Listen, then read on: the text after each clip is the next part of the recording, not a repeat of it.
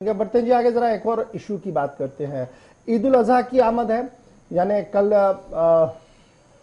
चांद दिखा नहीं, लेकिन उसके बाद अब अनाउंसमेंट बाज़ाब्ता तौर पर हो गई है कि जनाब 10 तारीख को ईद होनी है जम्मू कश्मीर के अंदर, और ईद उल अजहा जो कि 10 जुलाई को होनी है। जम्मू कश्मीर के हवाले से मुफ्ती आजम का कल फरमान तो जरूर आया था, लेकिन अब सवाल ये आ रहा है कि अमरनाथ यात्रा on the top of the agenda इंतजामिया के पास तो है, लेकिन जिस तरीके से मूवमेंट रेस्ट्रिक्शंस लगाई गई हैं श्रीनगर जम्मू कौमी शाहराह पर, उससे बाजार पर असर पड़ना शुरू हो गया है।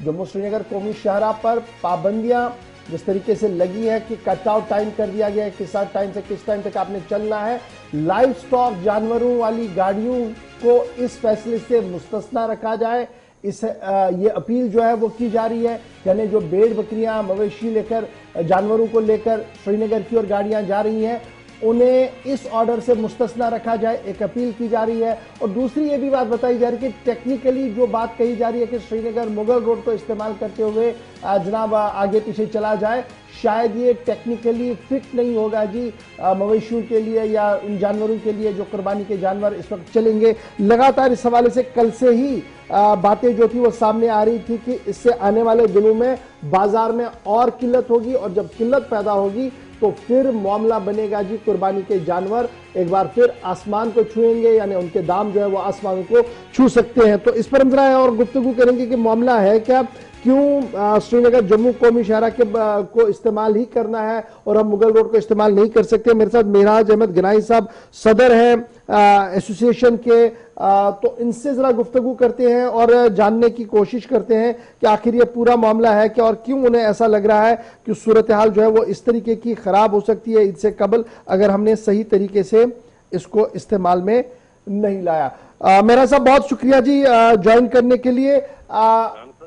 कल भी मैं देख रहा था आपकी तरफ से बयानात आ रहे थे और रात देर के जो आपसे गुफ्तगू हो रही थी, आपका मानना था कि ईद उल अजहा 10 जुलाई को होनी है जी, और 10 जुलाई से पहले अमरनाथ यात्रा बड़ी जरूरी है, आनी चाहिए, वेलकम है इसका, लेकिन लाइव स्टॉक गाड़ियों को नहीं रोका जाना चाहिए। क्या कुछ पूरा मामला है, एक बार जरा बताइएगा ताकि इंतजामिया तक आपकी बात जा सके, और क्यों इसी शाहराह से गाड़ियां आनी चाहिए? अगर मुगल रोड का भी एक हमारे पास न्यामुल बदल है, क्या वहां से गाड़ियां नहीं लाई जा सकती हैं? शुक्रिया गवर साहब, इस बारे में हमने कल एसएसपी ट्रैफिक से भी बात की थी, तो उन्होंने भी अपने हाथ खड़े कर दिए और उन्होंने कहा कि हमें जो एडवाइजरी है इसमें लाइव स्टॉक को हमने मतलब वहां पे रोकना जरूरी है, क्योंकि जब तक कार्रवाई का चक्कर होगा वो उसी के हिसाब से चलेगी। लेकिन अब कार्रवाई कभी 2 दिन बाद चलेगी, कभी 1 दिन बाद चलेगी, लेकिन लाइव स्टॉक को 2 घंटे 4 घंटे 10 घंटे खड़ा करना बहुत ही मुश्किल बात है। मतलब उधमपुर एरिया में वैसे 40 से 45 डिग्री गर्मी होती है,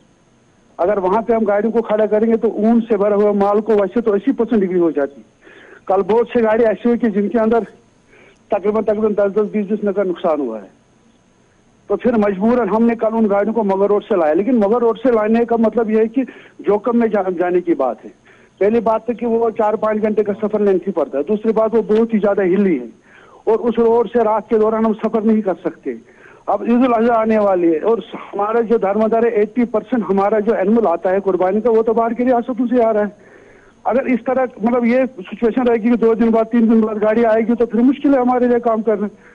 अब जब ये एडवाइजरी बनी थी तो सरकार को चाहता है कि ईद उल अजहा को मद्देनजर रखते हुए कम से कम इसका भी ख्याल रख लेते हैं कि भाई जो लाइव स्टॉक है इसको हम किस तरह पैसेज दे, जैसे इससे पहले मिलती थी।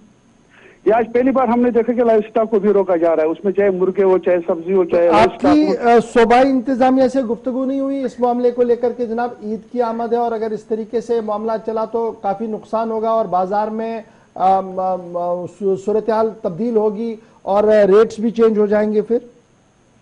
सर वो इसके लिए मैंने तो कल एक प्रेस नोट दे दिया था और मैंने अलजी साहब को भी उस प्रेस नोट के जरिए रिक्वेस्ट की थी कि इस चीज पे आप सीरियस नोट ले लीजिए, इससे 2-3 चीजें हो जाएंगी। नुकसान की बात तो अलग है, वो तो बिजनेस का एक पहलू होता है, कभी आप कमाओगे कभी घाटा खाओगे, वो तो एक पहलू। लेकिन सबसे बड़ा जो पहलू यह है कि इससे बिल्कुल मार्केट में शॉर्टेज हो जाएगी और यहाँ पे लोगों को जो कुर्बानी के जो जानवर है वो मिलना मुश्किल हो जाएगा और लोग हाहाकार मचेगा। तो इसलिए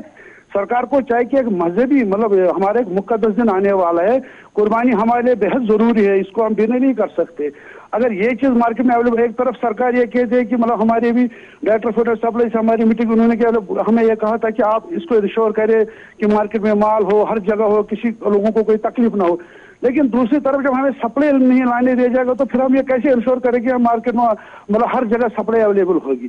तो डिवीजनल इंतजाम से हमने मतलब कल थ्रू मीडिया हमने हम मीडिया लेट पे हमने इस बारे में इंफॉर्मेशन दी थी, क्योंकि आपको पता है कि आजकल जो मतलब ऊपर इंतजाम में बैठे हैं वो लोग